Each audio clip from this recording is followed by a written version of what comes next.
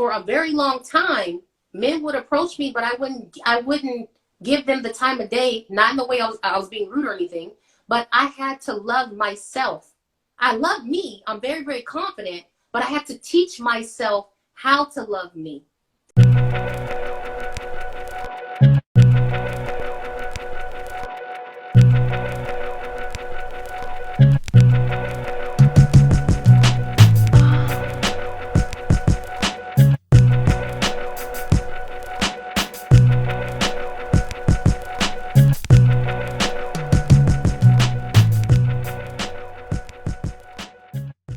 We had this really good live one day, and someone came, the question was like it was like too much information on the first date. Uh-huh. Right? Uh-huh. And a guy came on and he said that he was on the first date with a young lady, and she told him that she was a sexual assault survivor. Now, and he also said that she asked, "Can you heal me?" Woo! Parted ways with her on the "Can you heal me" part, right? And so everybody was saying, "Nah, yo, that's too much information. That's too much information on a first date." My position was this: I can see why y'all feel like that's too much information on a first date. However, everybody that I know that's looking for somebody, their main line is, "I don't want to meet your representative." I said, she shows up and she tells you, "Listen, a major part of my self-identity is that I survived a sexual assault and it still messes with me." You're essentially telling her, "Yo, put your mask back on. I want to see your representative." Wow. And I was like, well, I'm not saying that you have to, and this is the way I put it. I said, I'm not saying that you have to be with her because she was honest with you. I said, but outside of the people being nice, I said, if I were ranking them, I'd be like, okay, well, who do I respect the most? Well, I respect the one who came to me off the rip and just told me. What's your opinion on that? Oh, that's really good. That's really, really good. Woo. I would say what you did, the example that you just gave, that was very bold of her to be able to make that, to come out and say that. I would say too that he had a choice and she gave him all the information he needed to know up front. And so if he chose to leave because he felt like it was too much or something he didn't even want to deal with, that's okay. It's okay. Right. There's literally nothing wrong with that. She gave the information, he made a choice, and he said, "I'm out." And that's okay. Right. I would also say that based on, can you see me? Is it too dark in here or is it okay? Nah, you good. I mean, the audience could probably tell you better than I could, but it looks about you bright. Better. Oh, okay. Oh, okay. Okay. I would say that the other part too is giving too much information. It's that assessment, right? So if I say I'm okay and I'm comfortable with sharing this with this person or sharing this information on the first date because I really want to see where the person is at and I'm healed from it, then I say keep going and keep doing that, because if you're open, you're going to match another person who's open as well. You may match another person who has went through us again, right? There's a thin line between a trauma bond and I'm open because I'm willing to still care about you. Now the question of, can you heal me? Oh, I was out on that one. I said, I get you. I'm not giving you no pushback on that one, but you know. Can you heal me? Now, this is the thing. This is exactly what I was speaking about in regards to being emotionally open and wanting the other person to fulfill a position in your life that's not meant for them. Now, don't get me wrong. When you're in relationship with someone or if you're dating, there is going to be an opportunity for that person to heal you. And most of the time it happens organically and unintentionally because the person is there for you, they care for you, or whatever the case is. Now, it depends on what you're looking for and how you define healing. Because if I went through something like that, that was my experience, and then I come out the gate and ask you, can you heal me? What type of healing are we talking about? Because I'm not a therapist. I'm not Jesus. And I don't know what level of healing that what you're talking about. Now, what can I give you? And this is a very similar conversation that I had with, again, Next Level Talk on our live that we did a long time ago. I said, I'm at a point where in any relationship that I get in, whether it's a friendship, a business relationship, I need things to be reciprocated. So I will tell you up front, if you're somebody that's coming into my life and you want access to me, we will have a conversation. What does that conversation look like?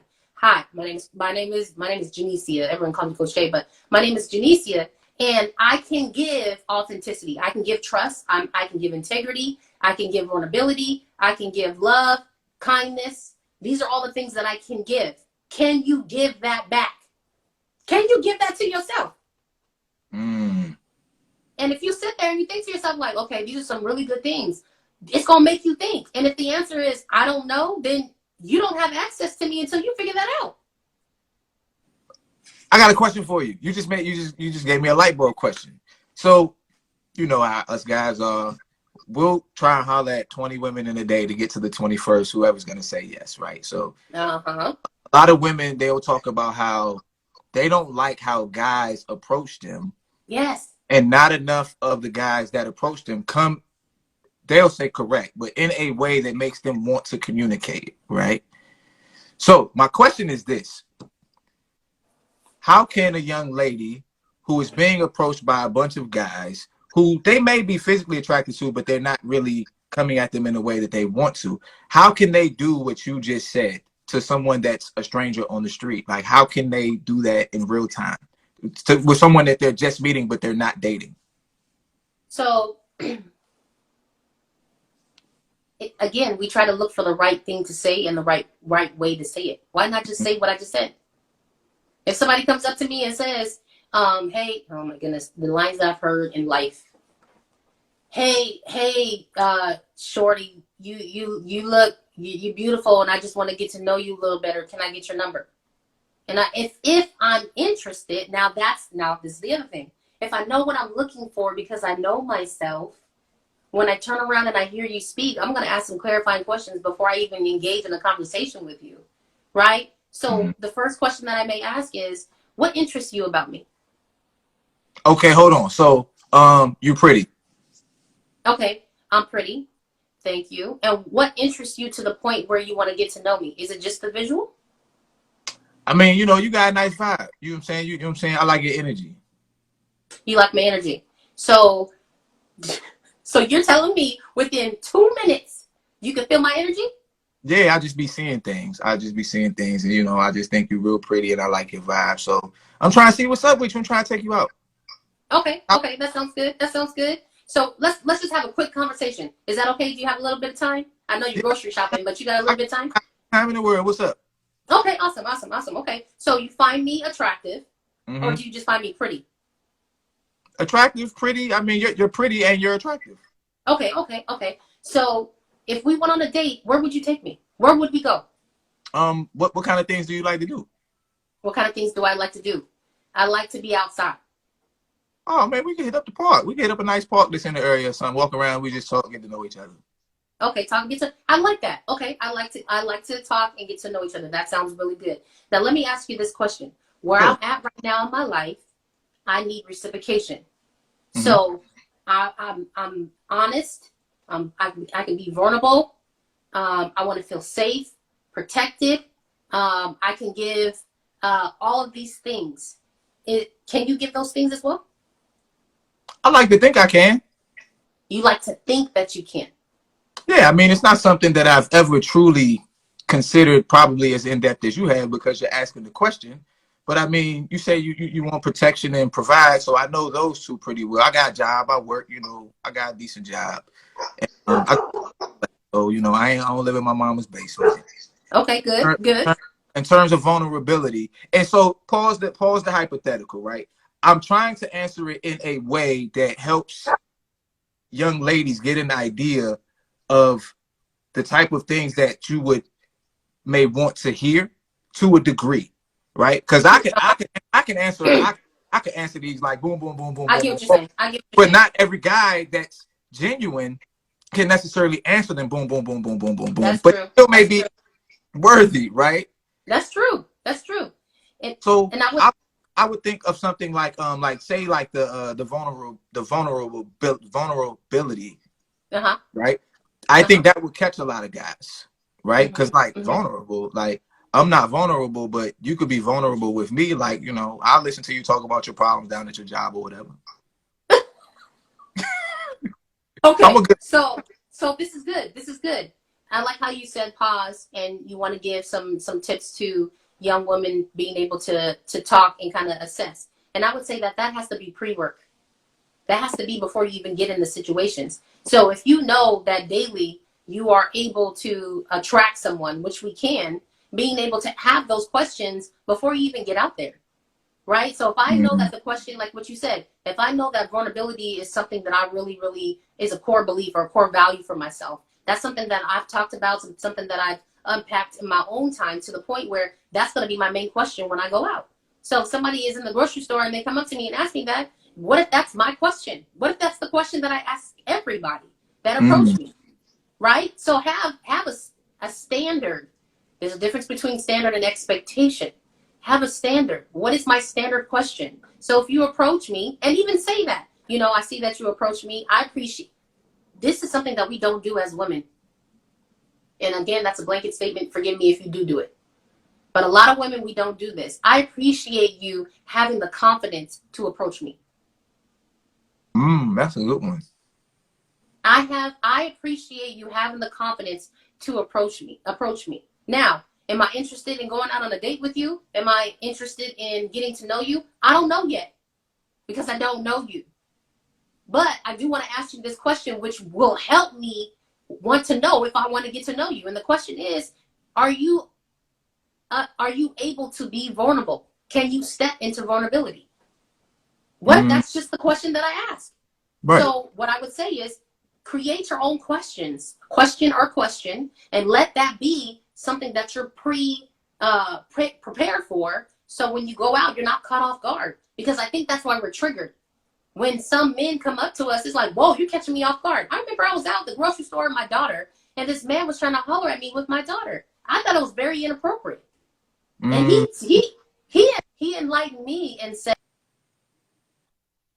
I can tell that you're uncomfortable because you're with your daughter. And I want you to know that I'm not trying to hurt you or harm you. I just find you attractive. And I think that it's good that I can approach you and your daughter sees a man that's interested in you in front of her. I was like, what? that was good. What? I'm like, you got my attention just off that. It ain't go nowhere. But you Right. got my attention just off of that because what he said grabbed my attention. But I was triggered when he first came to me because I'm with my kid. That's not something that I'm thinking of. So he made me see another perspective. But then when he kept talking, I went left. I was like, nah, I'm good. But it just, Mm, it's taking the time to be able to do that pre-work so you have that mindset of if this happens. And that's the other thing. I'm in expectation that it's going to happen. Sometimes as women, we get stuck in I'm single and I'm never going to get married or I'm never going to date. No one is interested in me and we become sad and we isolate ourselves. But if we're able to, in the quote unquote isolation in our single time, get to know yourself, get to love you. And I will tell you this, I'm sharing this with everyone on here, that when I was single for a very long time, men would approach me, but I wouldn't give them the time of day, not in the way I was being rude or anything, but I had to love myself. I love me. I'm very, very confident, but I had to teach myself how to love me. I would take myself on dates. Date yourself. That's a chapter in my book. Date yourself. What does that look like? I went to the movies. I took my little blanket. I ate. I don't like popcorn, so I brought my own snacks. I dated myself. I would go eat by myself. But we're so scared on how it looks on the outside and how other people are looking at us. Oh, she's by herself. Yeah, I'm by myself. Because I love me. I need to know what it is that I'm looking for. I can't sit at a table with dating someone and expect them to know what and how to treat me if I don't know how to treat myself or what I'm looking for. I say this all the time. So dating yourself. So what is the difference between, and we got to move into the physical and the spiritual, but what is the difference between, or is there a difference between dating oneself and healing oneself? Or are they kind of symbiotic? I love that. Ooh, big word. I love that. Yes, come through vocabulary. I I dropped would it, say but you know what I'm saying? come I still through do a little bit. vocabulary. I would say they're one in the same, but the key is the intentionality. So if I'm dating myself, what is my reason? What's my why? This is why I do what I do, right? Why am I a life coach? Why am I a therapist? I want to help people understand their whys. I want them to connect their dots, and I want to help them think past their own thinking. We don't think about dating ourselves, and we get in spaces and expect for the person across from us, again, to understand who we are and give us what it is that we need, right? And so when you date yourself, you are giving yourself what you need in those moments to the point where you are unintentionally healing yourself. Now imagine if you put intentionality behind it, how much healing you can receive. I like that. You on point today. Hold on, Hey, I'm James. on point. I'm on point every day. I'm playing. I'm just playing. I, I'm just I playing. don't, I, you know on the you know me and Sam do the Mars mindset everything every day, but you don't be on there. That's a regular. You're not a regular. I know you be saving away. Shout out to Sydney, Australia. We appreciate you. Um, Oh, let's love unscripted too. Shout out to him. Thanks for coming on. Oh yeah, shout out to Love Unscripted. If you don't follow Jay, go follow Jay. If you don't follow me, go follow me. And if you don't follow Yes, hit me up. City or Shorty from Australia or Miss Lovely or anybody else, or everybody follow everybody. Uh, Wait, Um. Chels, this is horrible, but my phone is dying. I need to get my charger. Keep talking. So Oh, okay. I can hear you. I got you. Define. I got you. It's all good. Okay, I'll be right back. I edit it out. It's all good. So, to recap, we have discussed mental and emotional availability in dating, and we're getting ready to move into the physical and the spiritual. The tips that I can remember, the main one is to learn to be self-aware. So you definitely want to date yourself. You want to know about your own personal triggers. You want to do your shadow work, your affirmations. But the main thing is to know who you are, what you are, and the desires that you have for yourself, for the other person, and for the whole. And another good point to bring up is the ability once in a dating phase or in a relationship phase is to be able to have open and honest dialogue in a safe space while remembering that even in a safe space we can be hurt. So if something Yes. triggers you, it's okay to say, hey, you know what? Real talk, like that hurt my feelings a little bit. I'm a little triggered. Let's talk about this. Let's work through this. So Jay's back. I've covered the space. Thank you. I appreciate you. Absolutely, not a problem. You are most welcome. Let's move into physical and spiritual, right? Okay. Whew, this is a good question in my opinion. Are our physical expectations of the opposite sex too unrealistic? It depends on in which context are you speaking. Because there's So, different levels. If we're talking about intimacy, there's different types of intimacy and there's different levels of intimacy. So in which context are you speaking? Are you speaking of physical in dating, the way you look, or the way we look? Are we talking about sex? Are we talking about what are we speaking of?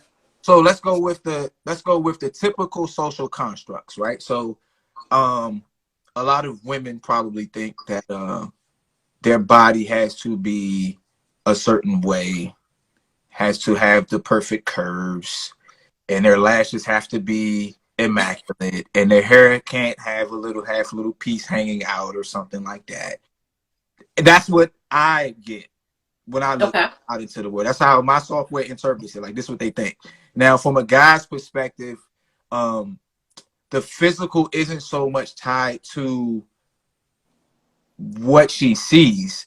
It's more so about performance, right? So as a guy, because typically, like that's what we're trying to do. We're trying to perform, right? So Uh-huh. like, well, I mean, maybe I do need to take some Viagra. My joint worked, and it worked for 45 minutes, but maybe my joint need to work for like 2 hours, and I'm Uh-huh. self-conscious about that. So Uh-huh. how are those either self-imposed ideas or the ones that society heap upon us, are they realistic?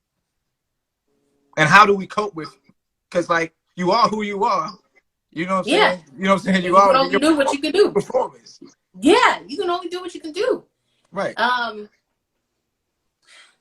Are they realistic? Are they unrealistic? Are they unrealistic? Absolutely. Absolutely. This is who asked me this the other day. There's a question of I don't know if we want to get into that, but there's a question of We do. We do. Go ahead. there's so we think about like what you said with performance, and there was a question that came up for me: does size really matter?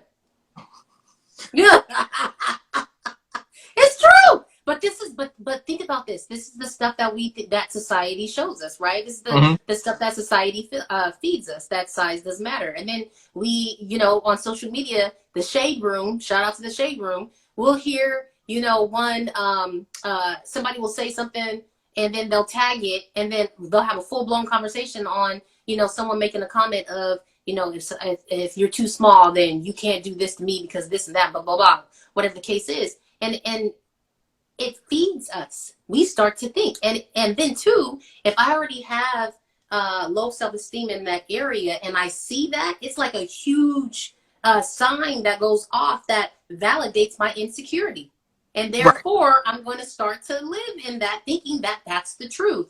But in actuality, it's not. I think to myself, when you love someone, now there's a difference between being in love and loving someone. If I say I love you and I'm in love with you, those are two different things. Okay. You want to talk about that a little bit? Sure. Yeah. Why not? What do you think? So, what do you think the difference is? Is there a difference? Let me ask you that. Is there a difference? I think so. So I think of love as a spectrum. Okay. I think love has a spectrum. I think that there's degrees, or you can say degrees of love. Because we all know love in some way, shape, or fashion. Because I think so. In my opinion, self-love is inherent, right? Okay. The natural state of being, like the first law of nature is self-preservation, because I love me, right? So I Okay. know what it is Uh-huh. to care for something, even if it's just me. So on a baseline level, I have an inherent understanding of love. And then there's levels, or degrees to which I can love someone or something. Meaning, Mm-hmm. there's some people that I will lay my life on the line for, and there's others that I might not even save them, even if I could. Uh-huh. Right? So Mm-hmm. there's a spectrum. Now, that's love. That's how I see it when you say I love you. Mm-hmm. When I think in love, it's a little more difficult for me to quantify into vocabulary. But Mm-hmm. in love, it definitely has an extreme, what's the word I'm looking for? Like, it's like love on steroids. An extreme Okay. admiration added to the baseline foundational love that I already have for you. Mm-hmm. And being in love also brings about a desire for you to be able to flourish.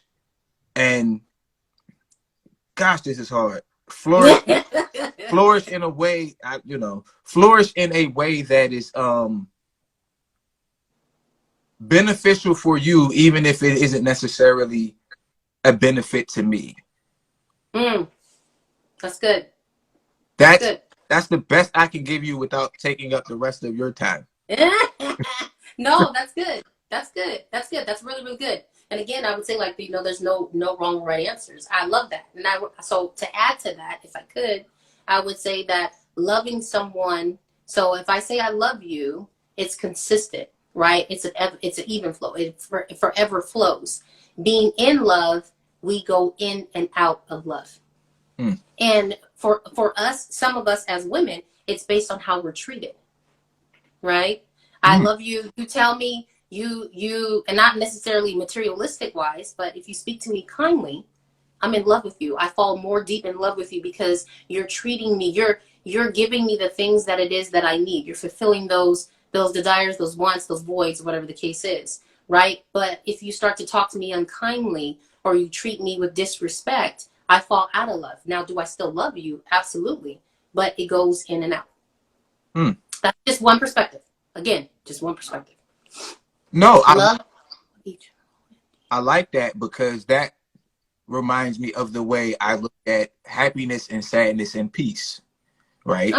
Right. I don't seek to attain happiness. Happiness will come. Happiness will go. Sadness will go. The idea, and this is the way my mind works. The idea is for me to be at peace through the happiness and the sadness, because we know we're not happy all the time. We know we're not going to be sad. Some people are sad all the time, but even those people, sometimes you tell them a joke and you get a smile out of them. But if I can be at peace when the happiness comes, then I'm good. That's good. That's good. If I can add to that as well, again, my mom, full of wisdom, she said, happiness is based on what happens. Joy is everlasting, given from God. Agreed. Just the other day, I forget who it was, they used the term joy, and I said, well, when you say joy, it goes into my software and it spits out the synonym peace. So your joy, my same thing. We on the same page. I like your mom. When can I interview moms? Hey, let me know. I'll have her jump on.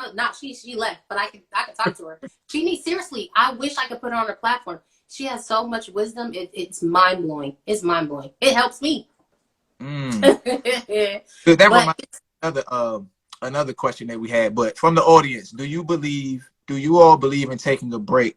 So Coach Jay, do you believe in taking a break while being in a relationship? Do you believe that that's something that people should or shouldn't do? Oh, shout out to Derek. Okay. Bros Over Stigma is his organization. So good to see you here. Do I believe in taking a break while being in a relationship? It depends on what the break is for. I don't know if you're open to bringing people on, Chels, but I would love to hear the context on this is your interview. So I always ask, typically I don't just invite people like me and Sam do during the week, but if someone asks to come in, then I'll ask you if you're okay with got it. Okay. And because this is about you, not about me. I'm just a cool prop. So if he wants to, I love it. More than welcome to hit the button and come in. Oh, got it. Okay, cool. So I would have to know a little bit more context, because why are we taking a break? And how long? So I would ask a few questions. How long have you been together? What is the purpose behind, the why behind taking the break? And what is the goal of taking the break? So it's just like conversation. This is what I always say about conversation. Sometimes we just want to hear ourselves talk. If we really knew what the result was or the goal of the conversation or what we were trying to work toward, we would say less and listen more. So if we're taking a break, and this is the same thing in marriage, if I'm taking a break or we're separating, what is the goal? Is the goal to get back together? Is the goal to not get back together? What's the goal? Why are we doing this? Are we taking a break because we're mad? How long is this break? So I have a lot of questions. Yes, sometimes you have to take a break to analyze if it's, I can't read it. Went too fast. If it's not going well. If it's not going well. Take a break and analyze if it's not going well. My thing too is you should be able to analyze that within the relationship.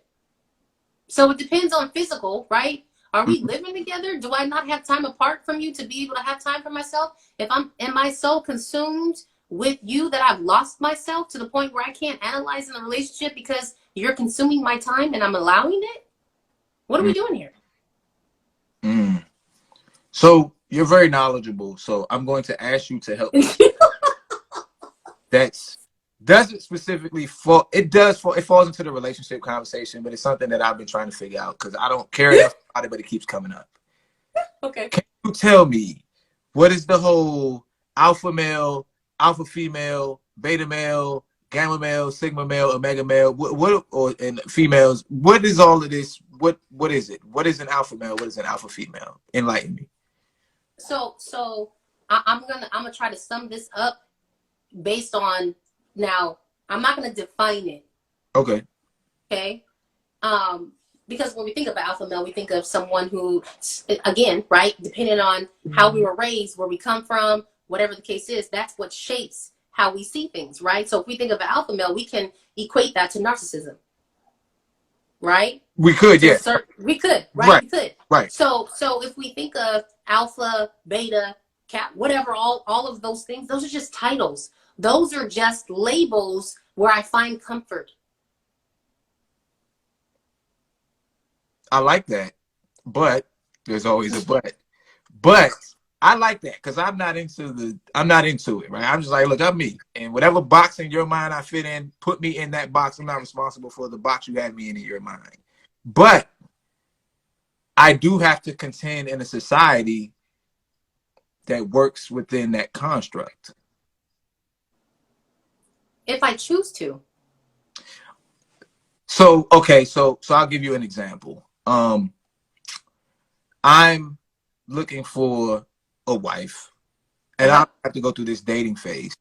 But Uh-huh. as I go out into the world, these women keep telling me, "You're cute, Chels. You cute and stuff, and you smart, but you're not an alpha male. You're not an alpha male." So even though I don't particularly care about fitting Being that out. label, I still have to go out into the world and contend with people who do. Or Good. until I find someone who doesn't care and just likes me outside of the label. Okay, that's good. So my question would be, if someone says you're nice, you're cute, but you're not an alpha male, why would we sit and entertain that? That means that they're not for you because they can't see truly who you are and they don't want what it is that you have to offer. It's not a reflection of you, it's a reflection of them. Because this is the question I would ask. So say if somebody comes up to me and says, was flipped and I'm the male, and they say, you're not an alpha male. Okay, define alpha male for me. Mm, Most people can't. It's a title, right? right.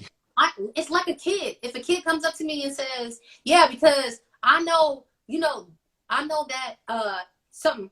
I know the answer to that." Okay, you do. All right, good. I believe you. What's the answer?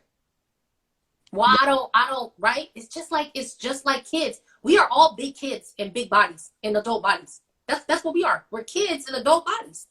Look, that's what we are. So if I'm looking for an alpha male, number one, define alpha male for me based on your perception and your lived experience.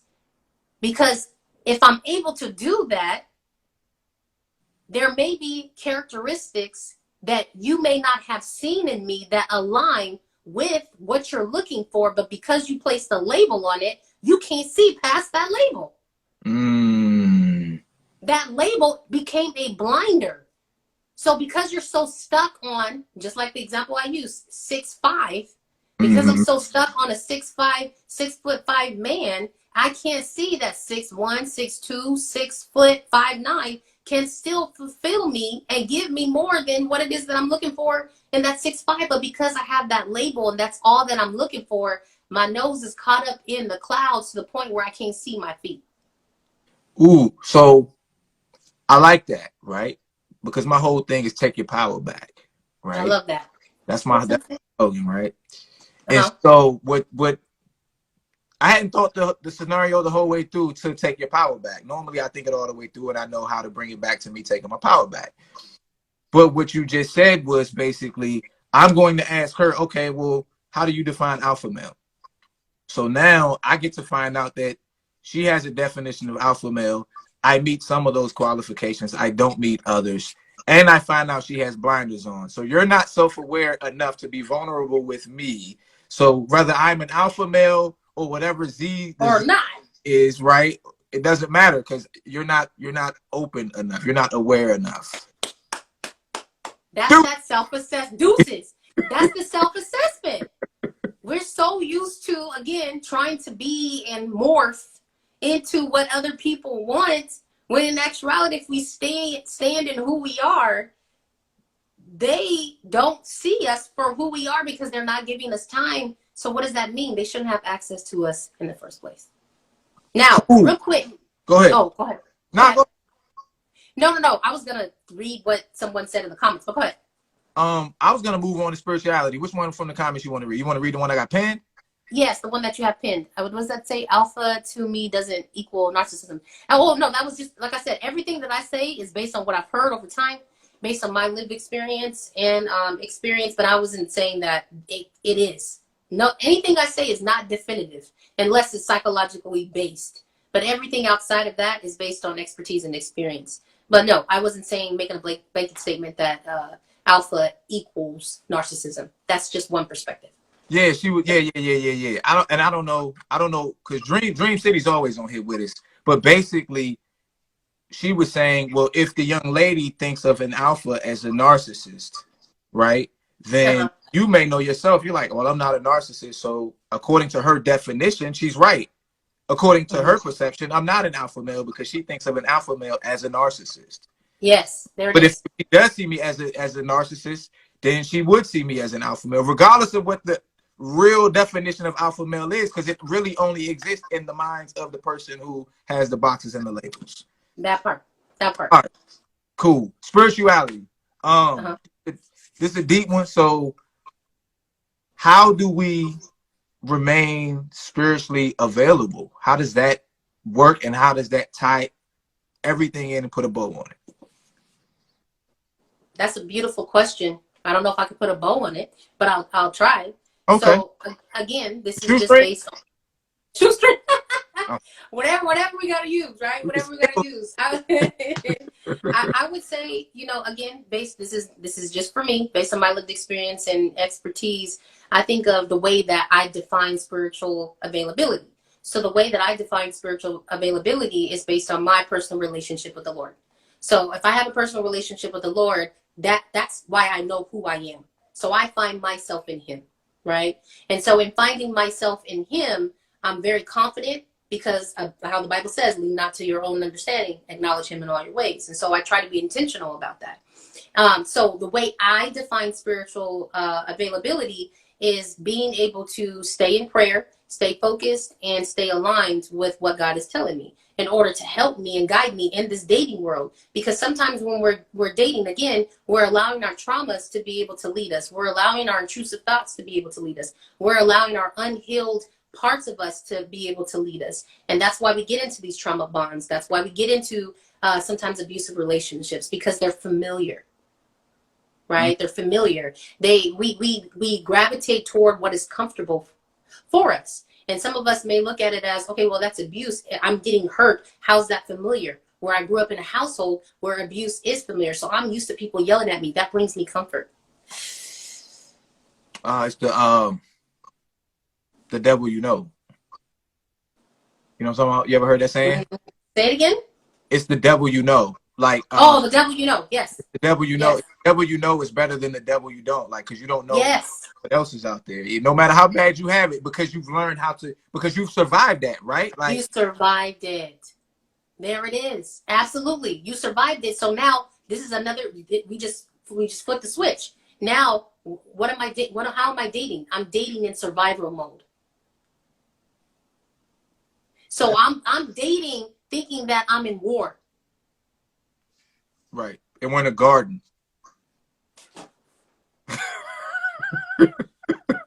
We got lilies, lilacs, and roses, and tulips. And you walking around with your M4. Thinking it's boot camp. Snipers. It's real talk though. Snipers. But seriously though, this is why we see, and I'm gonna say this is why we see a person comes back after trying to approach a woman and he ends up hitting her because she didn't accept his invitation on taking her on a date. Why? Because it's war out there. I'm not mentally stable, and that's why we have to be careful. I say this with my heart. Be careful. Be careful in who you approach. Be careful. That's why I say spiritually available. I have to know. I have to be led by God. That's what keeps me safe, because He knows the end from the beginning. He knows how to be my GPS, but I have to be intentional in allowing Him to do so. And this goes into allowing a man to lead.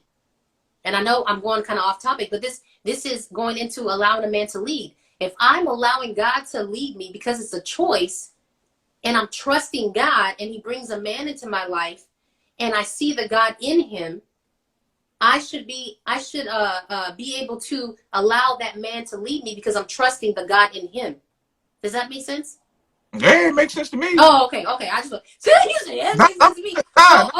So spiritual availability to me is prayer. So my boyfriend and I, what we do is, since day one, we pray for each other, whether that's verbal, whether that's sending a text message. Like literally, I wake up sometimes and I have like a long message where he's praying over me, us, and our family.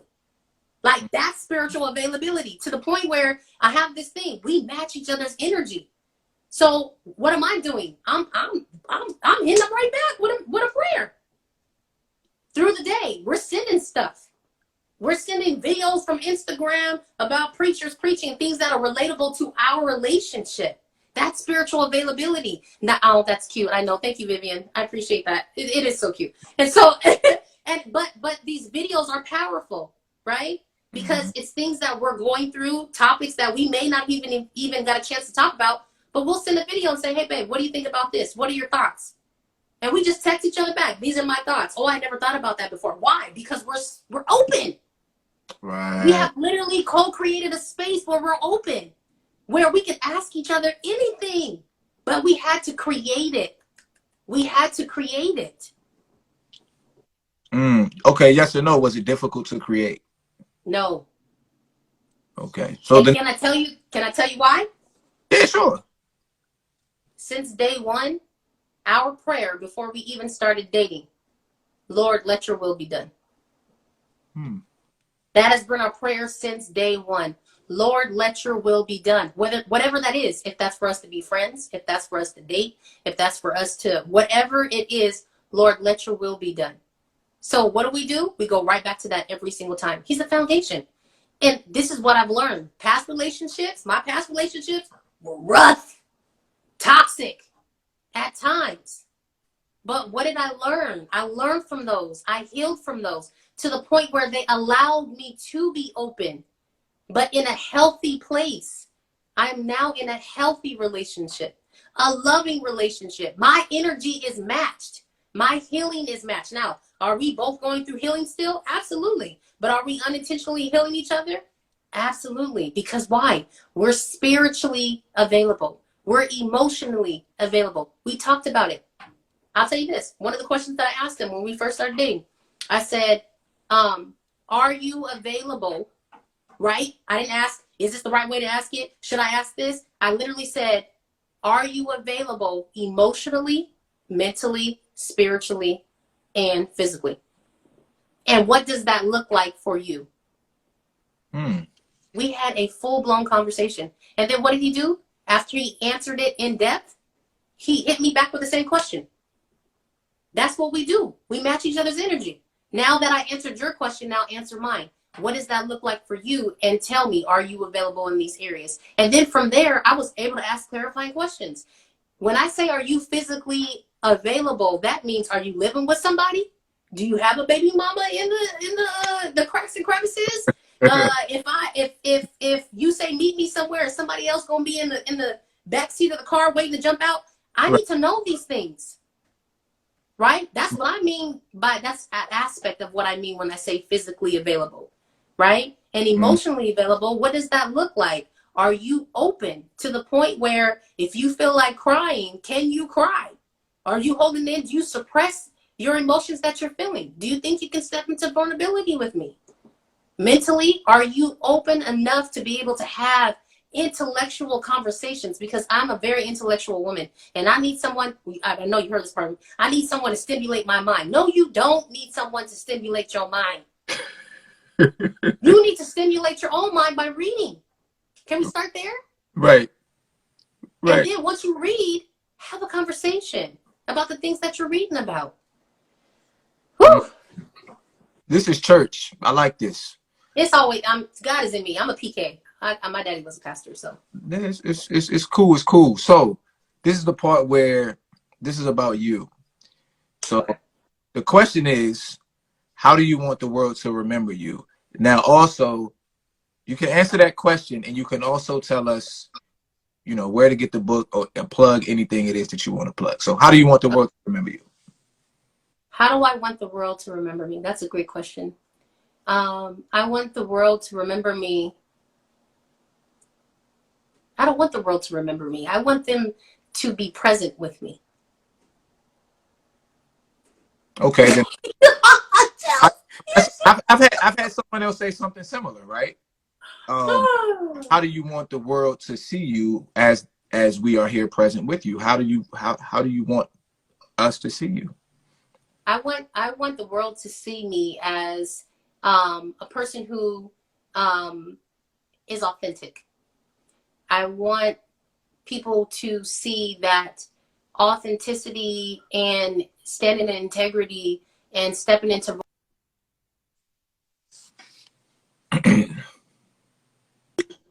is an option.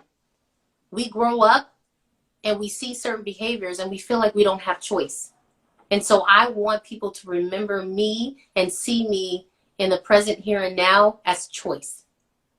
That's what my book's all about. It's giving other perspectives. The name of it is healing the mind through perspective. It's exposure, right? And offering choice. Sometimes we don't think we have a choice, but we have choices that we haven't been exposed to yet. And so I would like people to see me in the present here and now as the ability and the opportunity for choice. Okay, cool. So I followed the link, which is, I think it's a link tree, in your IG bio. So if you want to buy the book, it'll be tagged in the description on YouTube. But if you're on Instagram, you can follow the pre-order link in her bio. Time for the top 5. You have to tell me your top 5 people, dead or alive, real or fictional, that you would like to sit down with and have a one-on-one intimate conversation with. Whew. The first person would be Ayana Bazan. Okay. That woman, she literally, like I said, she's a mentor in my head. The second person would be Miles Monroe. Who is Miles Monroe? Oh, you need to Google. You need YouTube. Okay. Miles Monroe is a preacher / pastor who wisdom. When I say wisdom, that man, his teachings are mind blowing. Google him. Find him on YouTube. Watch one of his YouTube videos, and then email. Message me and tell me what you think. It doesn't matter which one you choose. Miles Monroe. Still alive? No, he's not still alive. He passed away. He was in an airplane crash. Okay, I'll look him up. Okay. Miles Monroe. Okay, so Ayana Bazan, Miles Monroe. I don't know if it would be in this order, but I would say Steve Harvey. Really? Nobody has said, okay, you got it. Why Steve Harvey? The reason I would say Steve Harvey is because the things that he says goes viral, but no one asks him no one asks the questions behind why he says the things that he says. They just take it for face value and they believe that it's so profound. I need to know the why behind why you're making these statements, and in what context do they live? Because sometimes we'll hear things and be like, oh, that's good. No. It sounds good, but I need to know where he's coming from and what context are these statements living in. So that's what I would say with Steve Harvey. Gotcha. So that's 1, 2, 3. The third person would be Charlemagne the God. Is that his name? Okay. Yeah. I just love the way that he said. First off, he's funny. Secondly, he is his mind after getting therapy. I would love to pick his brain. I would just love to have a conversation with him. Okay, what is that? 4? That's 1, 2, 3, 4. The last person will be Kevin Hart. What you want to talk to Kevin Hart about? I love to laugh, and I just want to laugh. And on top of that, he is a business-minded guru. Real estate, how he capitalized on his every aspect of business, from producing movies and whatever. I just want to get in his mind, because my goal is to be able to have streams of income and make money in my sleep, and build legacy. So I would love to tap into his mind, his business mind. Okay. Wow, laughing. You got a good 5. I don't think anybody in your 5 has been mentioned before, so that's pretty good. Really? Yeah, I don't. Someone may have said Miles. Is he a white guy or a black guy? No, he's a black man. He's a black dude. So hold on, real quick, while we do this. So at the end of my show, once everything's pretty much said and done, I always give my guests an opportunity to ask me a question. So even though you've already asked me questions, because this is a therapy session, if you wanted to, therapy session, this is your opportunity to ask me a question. Okay, my opportunity to ask you a question. You don't have to. Okay. Huh? You don't have to. No. love doing this. This is okay. Um, when it comes to dating,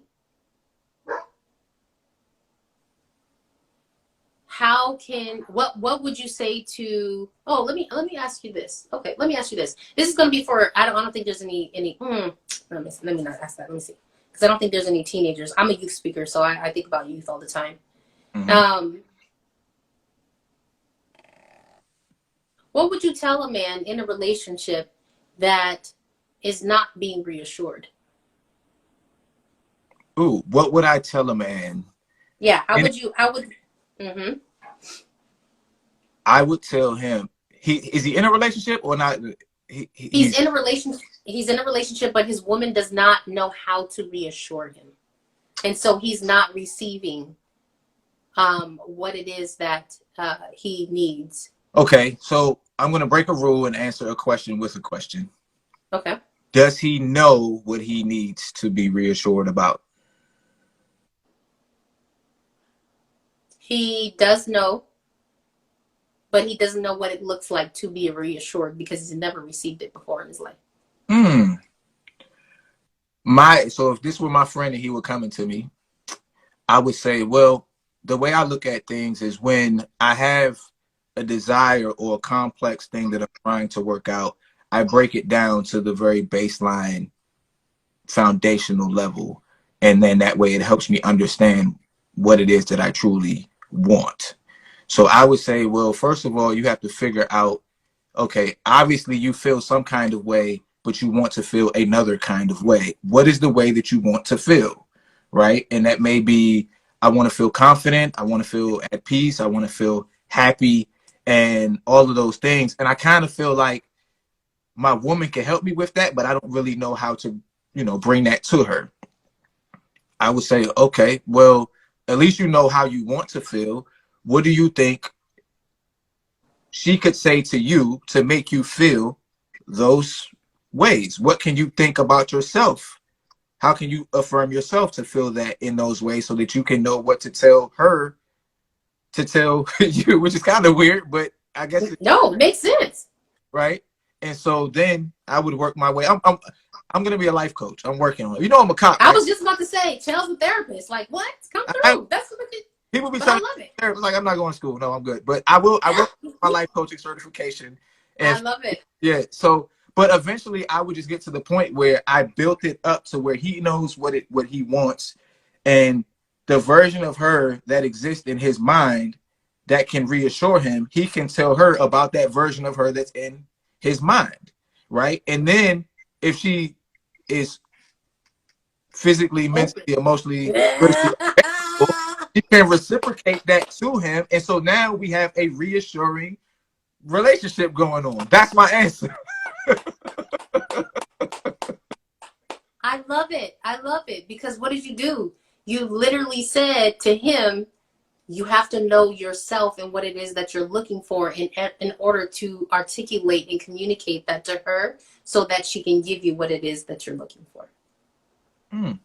So essentially, what I told him to do is take your power back. That's the whole thing. Every I love problem. it. I don't believe in problems, Jay. I don't believe in problems. Um, I believe in situations, but I don't believe in problems. But Mm-hmm. you, when you pose the question, it's like the issues with her, really, right? Because she's not. That's what on the surface we're like, what man? Like I could be that friend, like what man? She ain't telling you what you want to hear, man. Go find somebody else. But I'm gonna turn it around on you. Do you know what it is you want? Can you take your power? Yeah. And once you take your power back, then you can say, well, I know me. I know what I want. Right now, Yeah. tell her about that, and she can't reciprocate that. Now that's on her. Because That's I told you. exactly. Yes.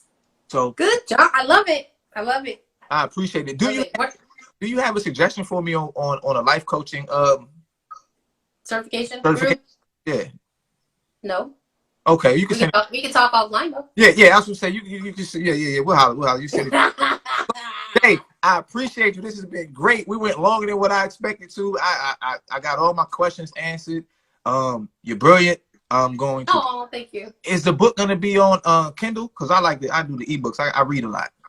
It should be because I'm gonna it's gonna be on Amazon. It's gonna be available on Amazon. So Okay. yes. So I'm gonna get the Kindle book, and yeah, I appreciate you. I love you, black woman. Good job.